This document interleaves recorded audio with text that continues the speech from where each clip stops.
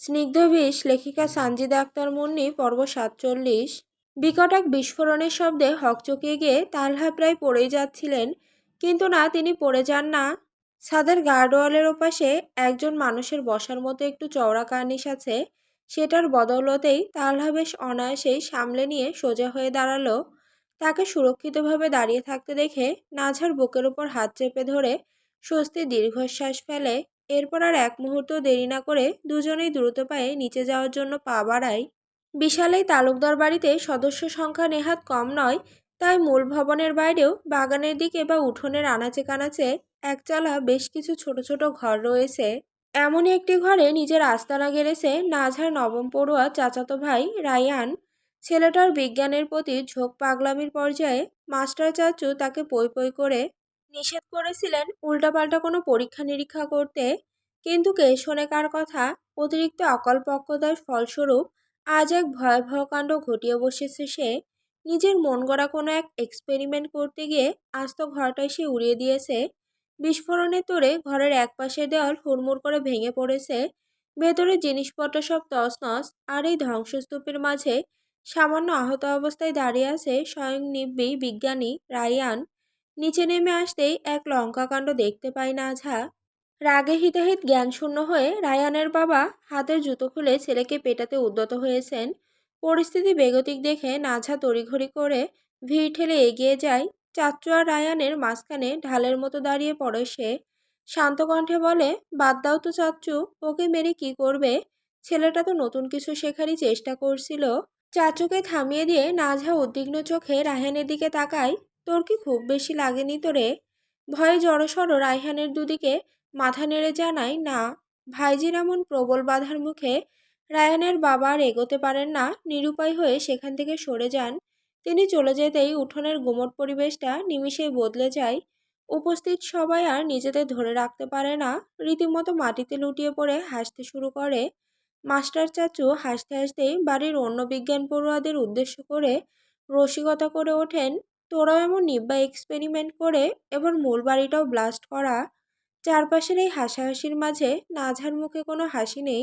সে পরম মমতায় নিজের সুতির ওড়নার খুঁট দিয়ে রায়হানের মুখের কালি খাওয়া দাগগুলো মুছতে মুছতে উপস্থিত সবাইকে শাসায়, অনেক হয়েছে, এবার থামো তো সবাই। আমার ভাইকে নিয়ে আর কেউ হাসবে না বলে দিলাম। সন্ধ্যার আবছায়া অন্ধকারে চারপাশটা কেমন থমথমে হয়ে আছে।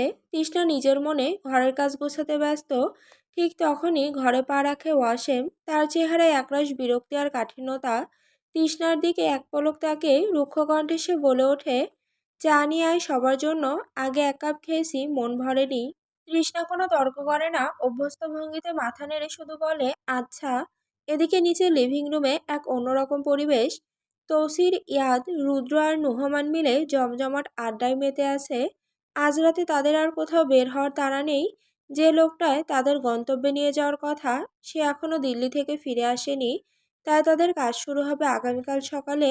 এখন শুধুই অফুরন্ত অবসর। তৃষ্ণা চা বানানোর উদ্দেশ্যে ঘর থেকে বেরিয়ে আসে।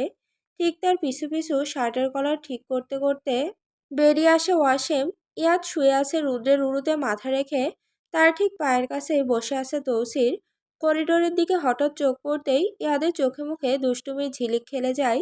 সে পা দিয়ে তৌসিরকে আলতো লাথি মেরে ইশারায় করিডোরের দিকে তাকাতে বলে। তারপর গলা নামিয়ে ফিসফিস করে বলে ওঠে, কিরে, কলার ঠিক করছে কেন? ভেতরে কিছু হলো নাকি? তৌসির করিডোরের দিকে তৃষ্ণা আর ওয়াসিমের যাওয়ার পথের দিকে এক নজর তাকায়। তারপর তাচ্ছিলের হাসি হেসে বলে, আরে না, এত সাহস আর বুদ্ধি ওর নেই। নিজের ইগো বাঁচাইতে মেয়েটার সাথে ভালো করে দুটো কথাও তো বলে না, সে আবার কিছু করবে। কথাটা শুনে ইয়াদ চরম বিরক্ত হয়। চাপা ক্ষোভে বলে ওঠে, বড় ভাইকে আজ ক্লাস করাতেই হবে। যখন আসছি তখন ওদের বাসর না করিয়ে আমি যাচ্ছি না। ও নিচে আসলেই তুই আমার সাথে নাটক শুরু করবি, বুঝলি? তসির ভ্রুকুচকে জানতে চায়, কি নাটক? ওয়াসিম সিঁড়ি ভেঙে নিচে নামতেই ইয়াদ ধীরে ধীরে উঠে বসে।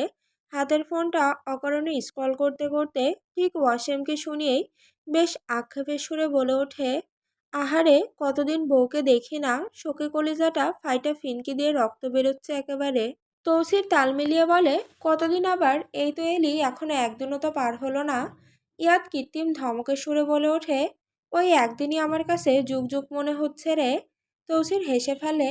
বা বইয়ের জন্য এত মায়া তোর। ততক্ষণে ওয়াসেম এসে সোফায় বসে পড়েছে। ইয়াদ আর চোখে তার দিকে তাকিয়ে আরো জোরালো গলায় বলে, আমি তো আর মানুষ নামের গরু নই যে বউকে কাছে পেয়েও পাত্তা দেব না। আমি ভাই যতক্ষণ ঘরে থাকি বইয়ের আঁচলের নিচেই থাকি। নোহমানও পাশ থেকে ফোড়ন কাটে। তৌসির ভাইটাও এমনই। ফ্রি হলেই ভাবিকে নিয়ে সারাদিন পড়ে থাকেন। তৌসিরের কাঁধে হাত রেখে ইয়াদ বেশ বাহবা দেওয়ার ভঙ্গিতে বলে, এই তো গ্রেট, এমনটাই তো হওয়া উচিত। এরপর হঠাৎই সে ঘুরে তাকায় ওয়াসিমের দিকে। সরাসরি প্রশ্ন ছুড়ে দেয়, তুই তো বউকে বই মানিস না, তারপরও বল, একটু আদর টাদর তো নিশ্চয়ই করিস, তাই না?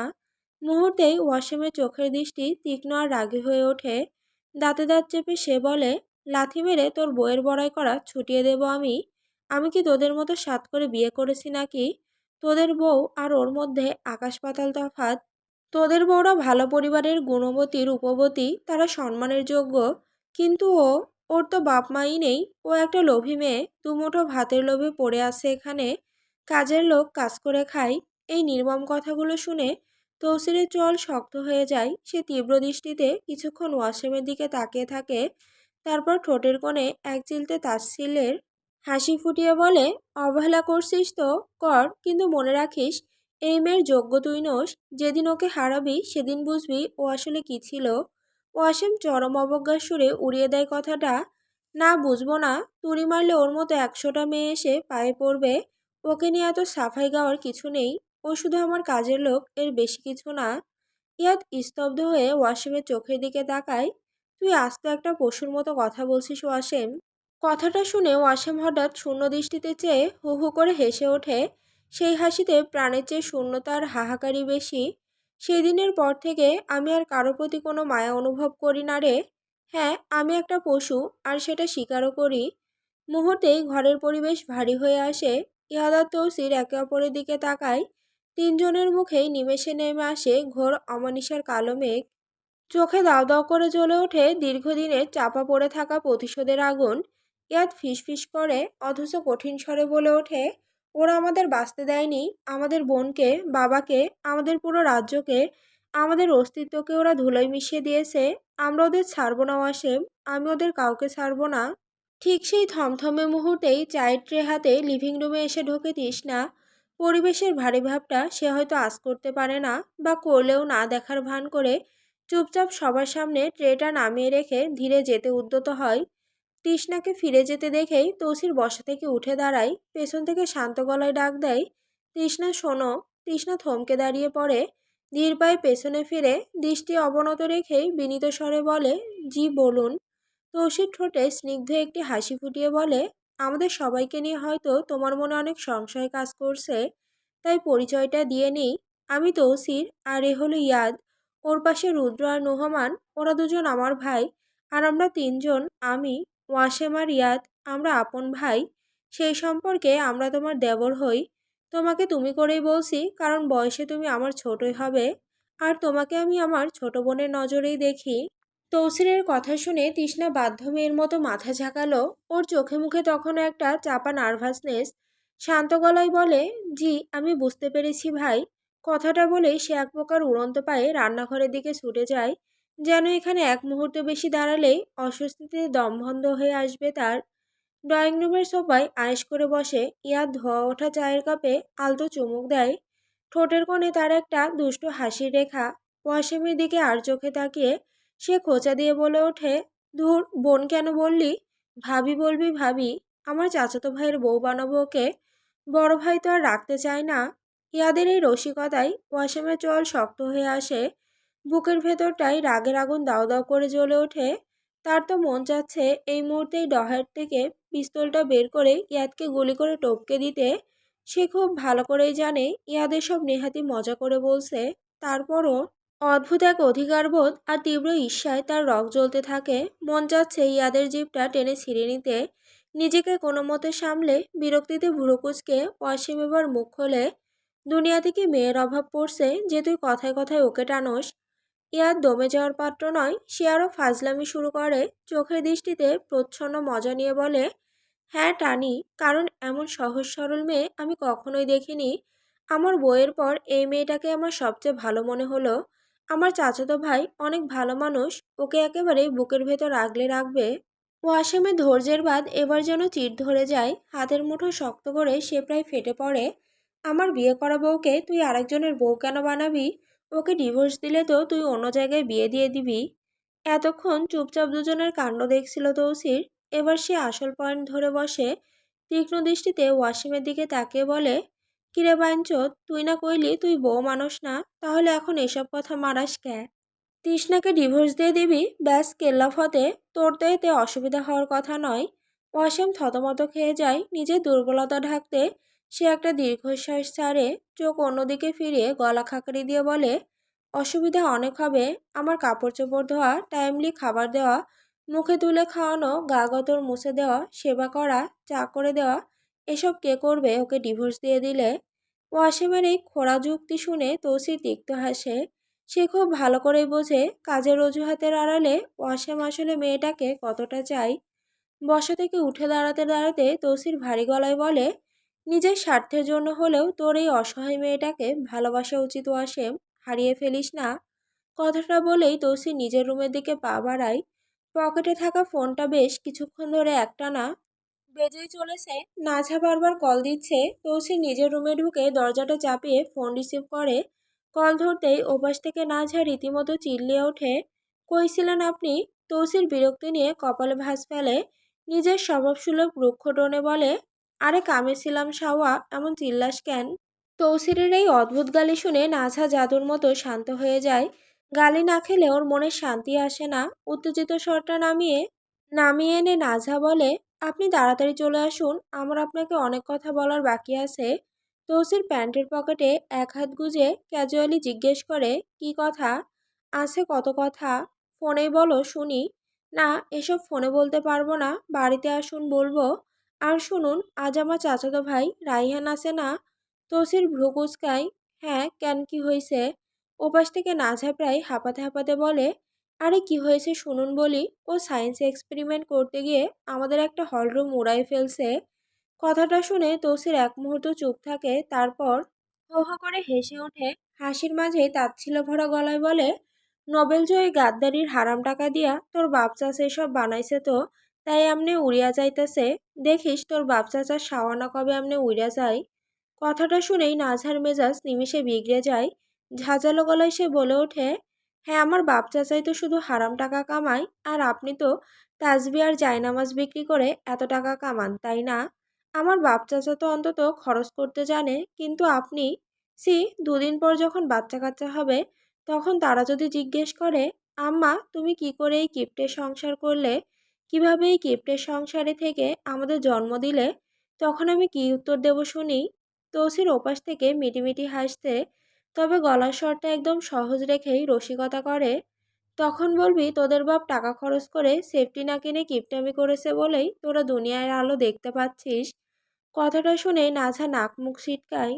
বিরক্তির চরম সীমায় পৌঁছে বলে, সি, আমি বাচ্চাদের এসব বলবো? তৌসিরের হাসি যেন আরো চওড়া হয়। হ, বলবি, সমস্যা কি? হঠাৎ নাঝার মাথায় অন্য চিন্তা ভর করে, প্রসঙ্গ পাল্টে সে হঠাৎ বলে বসে, এই তৌসির, আমাদের তো বাসর হয়ে গেছে, কিন্তু কয়টা বাচ্চা নেব সেটা তো একবারও ভাবিনি। তৌসির সাথে সাথে আপত্তি জানায়, না, এখন বাচ্চা টাচ্চার কোনো দরকার নেই। কেন? নাঝার কণ্ঠে রাজ্যের বিস্ময়। তুই নিজেই তো একটা বাচ্চা, বাচ্চা জন্ম দিতে গিয়ে যদি মরে টরে যাস, তখন তো তোর বাপ চাচা আমার নামে উত্তেজনায় মামলা ঠুকে দেবে। তৌসিরের কথা শুনে নাঝার অভিমান আর রাগ এক হয়ে যাই, ঠোঁট উল্টে বলে, তাহলে এক কাজ করুন, মায়াকেই বিয়ে করে নিন। ও তো বেশ উপযুক্ত বয়সের আছে, বাচ্চা জন্ম দিতে গিয়ে মরবেও না। তৌসির ভ্রুকুচকে বলে, তোর আর আমার এই ভালা কথার মাঝখানে ওই কালনাগিনী আবার আসে কোথা থেকে? নাঝাও ছাড়ার পাত্রী নয়। আপনি তো বললেন আমায় বাচ্চার মা করবেন না, তার মানে তো ঘুরিয়ে পেঁচিয়ে এটাই বোঝালেন যে আপনি আর একটা বিয়ে করতে চান। আর কাকে করতে চান সেটা তো পরিষ্কার, অবশ্যই মায়াকে। তৌসির এবার একটু কড়া গলায় অথচ আদরের ধমক দিয়ে বলে, তুই খামোকা তেরা কথা চুদাইস না সিনাল। তোর দাদার মতো আমার কুয়াভরা উত্তেজনা নেই যে আমি 100টা বিয়ে করতে যাব। দাদার কথায় নাঝা ফুঁসে ওঠে, খবরদার আমার দাদাকে একদম টানবেন না বলে দিচ্ছি। কথা হচ্ছে আমার আর আপনার মাঝে। আমার টানতে ভালো লাগে তাই টানবো। আপনার কি আমার সাথে সারাক্ষণ ঝগড়া করার মুড থাকে? সবসময় শুধু ঝগড়া করেন। যান, আমি আর কোনো কথাই বলবো না আপনার সাথে। না বললে নাই, তুই বিয়ার কথা তুললি কেন? তুই দেখি বিশ্বসিনাল হয়ে গেছিস। ওই হারামজাদির নাতিন, তুই বিয়ের কথা তুলস কেন? তো তুলবো না। আপনি কেন বললেন আমি বাচ্চা নিব না? আমি তো তোরে না করিনি, বলেছি এখন না।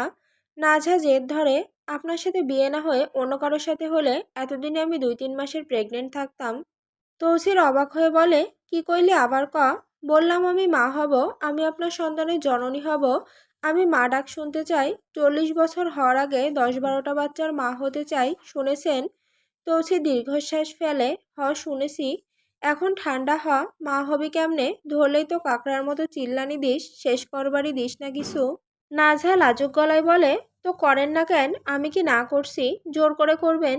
ওই সময় আমি নিজের কষ্টের জন্য কাঁদি, আপনি বুঝিয়ে বলবেন। তৌসির একটু অস্থির হয়ে বলে, নাজহা উত্তেজিত করিস না, এমনিতে অনেক কষ্টে সামলাচ্ছি নিজেকে। নাজহা দুষ্টুমি করে বলে, আমি কি করলাম? আমি তো শুধু মা হওয়ার কথা বললাম। আমি কি আপনার সাথে আগের রাতের বা পেটে দেওয়ার কিসের কথা বলেছি? তুই ইচ্ছে কইরা আমায় এসব কইতাছিস যাতে আমি মরে যাই? নাজহা হেসে ফেলে, হ্যাঁ বললে বলতেছি, মেজাজ দেখানোর শাস্তি এটা। তৌসির হুমকে দেয়, হাতের কাছে যদি পাই তোরে তাহলে তেঁতুল ভর্তা করে খামু। যেদিন বাড়িতে আসমু সেদিন তোর 200 ডিগ্রি জ্বর উঠব। হ্যাঁ অনেক দিতেন। যাকে চা খেয়েছেন? খাইছি। তুই কি করস? তালহার লগে গল্প করা শেষ?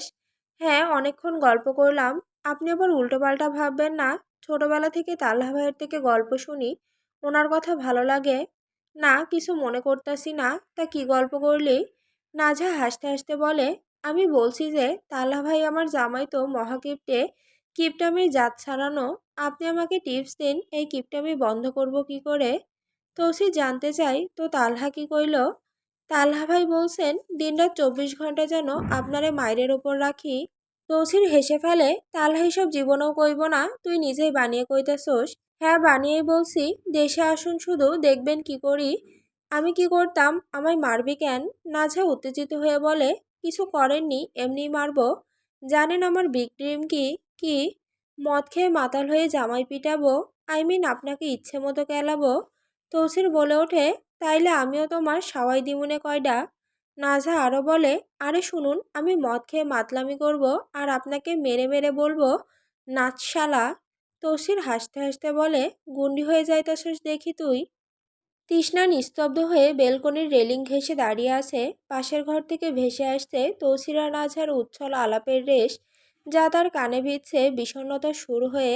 আকাশের দুর্নীলিমায় মেঘের আনাগোনা, সেদিকে শূন্য দৃষ্টিতে তাকিয়ে তৃষ্ণা ভাবে, মানুষ তার স্ত্রীকে কতই না নিবিড়ভাবে ভালোবাসে, অথচ তার এই পোড়া কপালে হয়তো এমন উষ্ণতা কোনোদিনই লেখা নেই। একটু আগে ওয়াসেম আর তৌসিরের বলা প্রতিটি শব্দ সে শুনেছে। ওয়াসিমের কাছে সে কোনো স্ত্রী নয়, শুধুই একজন অবৈতনিক কাজের মানুষ। সত্যিই তো, সে তো এই সংসারের একজন দাসী। তৃষ্ণার ছলছল চোখের কোণ বেয়ে অঝরে গড়িয়ে পড়ছে তপ্ত অশ্রু। এই অবহেলা আর বিষাদময় জীবনের সমাপ্তি কোথায়? কবে মুক্তি মিলবে এই দম বন্ধ করা খাঁচা থেকে? ঠিক তখনই নিঃশব্দ পদক্ষেপে তৃষ্ণার ঠিক পেছনে এসে দাঁড়ায় ওয়াসেম। বাতাসে ভেসে আসা পরিচিত সুবাস আর একটা ভারী উপস্থিতিতে তৃষ্ণা চমকে ওঠে। তাড়াহুড়ো করে অত্যন্ত সাবধানে সে গালের ওপর লেপ্টে থাকা চোখের পানি মুছে নেয়। তারপর মাথা নিচু করে নিজের ঘরের উদ্দেশ্যে পা বাড়ায় সে। ওয়াসেমকে পাশ কাটিয়ে সন্তর্পণে চলে যাওয়ার সময় হঠাৎই ওয়াসেম তার বলিষ্ঠ আলতো হাতে তৃষ্ণার ওনার প্রান্ত টেনে ধরে। তৃষ্ণা থমকে দাঁড়ায় জায়গায়, বুকের ভেতরটা অজানা আতঙ্কে ধক করে ওঠে। তারপর ধীরে ধীরে পেছন ফিরে অত্যন্ত জড়তা আর কাঁপা কাঁপা কণ্ঠে জিজ্ঞেস করে, আপনার আপনার কি কিছু প্রয়োজন? ওয়াসিম স্তব্ধ হয়ে কিছুক্ষণ দাঁড়িয়ে থাকে। ওর চোখের দৃষ্টি আজ বড্ড অচেনা। তারপর হঠাৎ করেই এক ঝটকায় তৃষ্ণার একেবারে সামনে এসে দাঁড়ায় সে। দুজনের মাঝে দূরত্বটুকু নিমিষেই শূন্য হয়ে যায়। তৃষ্ণা ভয়ে 2 কদম পিছিয়ে যেতে চায়, কিন্তু ওয়াসিম তাকে সেই সুযোগটুকুও দেয় না। সে তার শক্ত 2 হাতে তৃষ্ণার ছিপছিপে কোমর জড়িয়ে ধরে নিজের আরও কাছে টেনে নেয়। সরাসরি তার ছলছল চোখের দিকে তাকিয়ে ভারী গলায় প্রশ্ন করে, চোখের কোণে পানি কেন? কথাটা শুনে তৃষ্ণা আমতা আমতা করে, ঢোক গিলে মিথ্যের আশ্রয় নাই। এমনি মায়ের কথা খুব মনে পড়ছিল, তাই হয়তো পানি চলে এসেছে। আপনার কি কিছুর প্রয়োজন? আমাকে এভাবে আটকালেন যে? ওয়াসিমের কণ্ঠে এক অদ্ভুত ঘোর। কেন? এমনি কি আটকাতে পারি না? আপনি তো এমনি আমার সাথে কখনো কথা বলেন না। তাই তাই জিজ্ঞেস করেছি। তৃষ্ণা অত্যন্ত আতঙ্কিত স্বরে কথাগুলো বলে দ্রুত মাথা নিচু করে নেয়। ওয়াসিমের এই রূপ তার কাছে বড্ড অচেনা, বড্ড ভয়ের। ওয়াসিম তৃষ্ণার কোনো যুক্তির ধার ধারে না। তার তপ্ত নিঃশ্বাস এখন তৃষ্ণার গালে আছড়ে পড়ছে। তৃষ্ণার কাঁপতে থাকা গোলাপি ঠোঁটের দিকে তাকিয়ে ওয়াসিম যেন নিজের উপর নিয়ন্ত্রণ হারিয়ে ফেলে। এক অসহ্য তৃষ্ণা আর গভীর মোহে সে ধীরে ধীরে নিজের ঠোঁট নামিয়ে আনে। কোনো বাক্যবায় না করে সে তৃষ্ণার ওষ্ঠদ্বয় নিজের ঠোঁটের বন্ধনীতে আবদ্ধ করে নেয়। তীব্র এক আড়ষ্টতা আর ভালো লাগার আতঙ্কে তৃষ্ণার সারা শরীর অবশ হয়ে আসে। সে বুঝতে পারে না এই মানুষটা কেন আজ এমন উন্মাদের মতো আচরণ করছে। তৃষ্ণা তার ক্ষুদ্র হাত দুটো দিয়ে ওয়াসিমের পাথরের মতো শক্ত বুকে ধাক্কা দেয়। নিজেকে ছাড়িয়ে নেওয়ার চেষ্টা করে, কিন্তু ওয়াসিমের আলিঙ্গন আজ বজ্রের মতো কঠিন। সে এক হাতে তৃষ্ণার চুলের গোছা মুচড়ে ধরে আরও নিবিড়ভাবে, আরও তৃষ্ণার্ত ভঙ্গিতে তাকে চুম্বন করতে থাকে। তৃষ্ণা অনুভব করে তার সমস্ত প্রতিবাদ এই আদিমতার কাছে নতি স্বীকার করছে। অবশেষে সমস্ত প্রাণশক্তি এক করে তৃষ্ণা তাকে ধাক্কা দিয়ে পিছিয়ে দেয়। তার বুক দ্রুত ওঠানামা করছে। অবাধ্য অশ্রুরা এখন বাঁধ ভাঙা। ডুকরে কেঁদে ওঠে সে। বলে, কেন করছেন এমন? আপনার চোখে তো আমি কেবলই কাজের লোক। একজন সামান্য দাসীর সাথে এমন আচরণ কি আপনার মতো মনিবের শোভা পায়?